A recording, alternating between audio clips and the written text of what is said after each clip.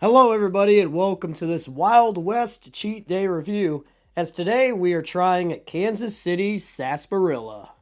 Alright, so visibly and audibly, I'm still getting over whatever funky flu, cold, gunk, whatever my body has. I feel a little achy, but I'm energetic enough to go on and move on with the cheat day reviews. I did a cheat day review last week during a tornado. I'm gonna do a cheat day review while still getting over a sickness, so it doesn't matter to me. And I guess the best thing to review is sarsaparilla because, like all sodas back in the day in the 1800s, they were made as health tonics, much like Coca-Cola was, that was supposed to help you get off an opioid addiction. So yeah, I found this at Ace Hardware of all places, and on the bottle it says, no matter which end of the horse you're working with, there's nothing like an ice-cold Kansas City sarsaparilla to quench your thirst. I always said it's sarsaparilla, but it could be sarsaparilla. Sarsaparilla? Okay, so the R in sarsaparilla is silent, so I've been saying it right. And anyways, sarsaparilla, the first time I heard of it was when I asked my dad, hey dad, what's the oldest soda ever?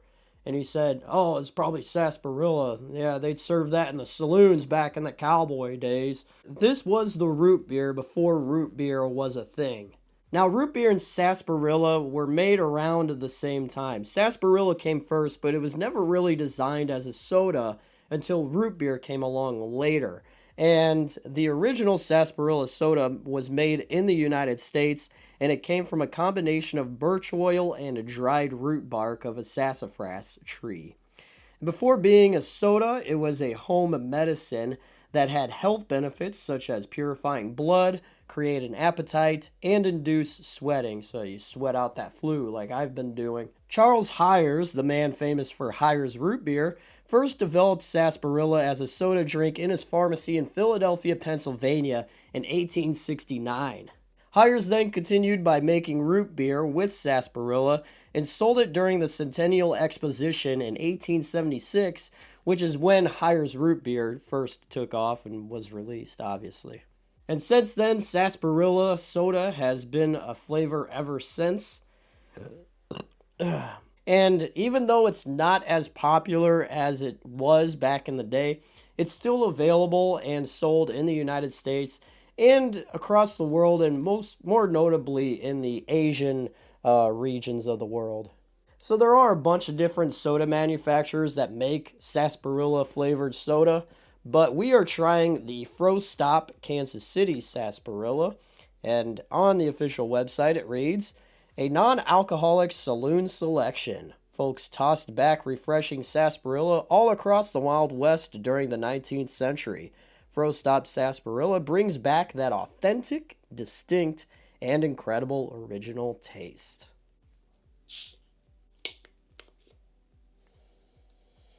Okay, it has a very sassafras smell to it, but yeah, it's kind of reminiscent of root beer too. So here we go.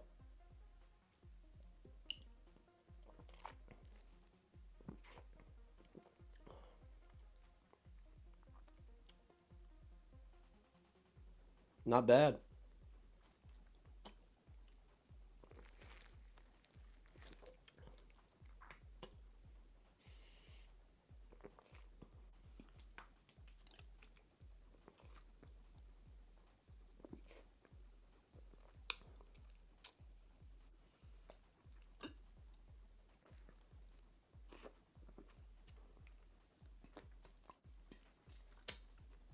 Okay, all right.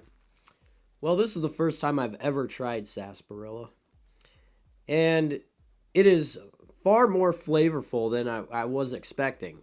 Because I always had this idea that sarsaparilla was a watered down, kind of dull version of root beer. But no, it's almost the exact opposite. Now, when you think of the spectrum of root beer, you've got the very smooth A&W experience, creamy, all that. But then you have sarsaparilla, and it is far over here. It's almost breaking off the spectrum and falling into its own category. And I say it tastes like root beer because that is the closest that I could relate this to. So just imagine root beer with a very, very syrupy taste. And as you drink it, like a lot of the notes of the syrup and the sweetness of it sticks to your tongue. It's still sticking to my tongue right now to the point where it's like, it's a very, very rich tasting kind of soda. So just think of a very sugary, sticky, syrupy version of root beer that isn't as creamy and smooth, and you have sarsaparilla. Now, needless to say, would you rather get sarsaparilla or root beer? I'd probably take root beer more than sarsaparilla.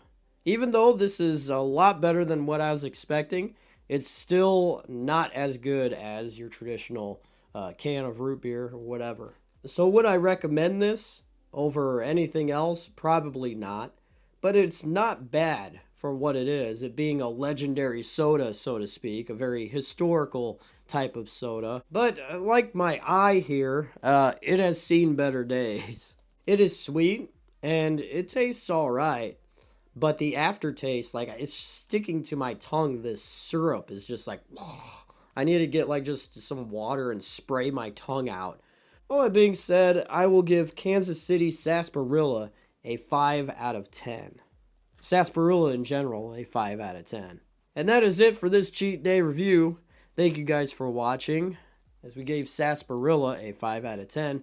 I am DJ Glowing Ice, always wanting to remind you that it's okay to cheat every once in a while. See you next time when I feel better. See ya.